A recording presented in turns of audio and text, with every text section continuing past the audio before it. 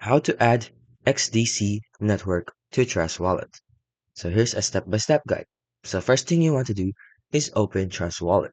Launch the Trust Wallet app on your mobile device. Then go to your settings and in the bottom right corner, find the networks section within the settings. Then add a custom network or add the custom chain.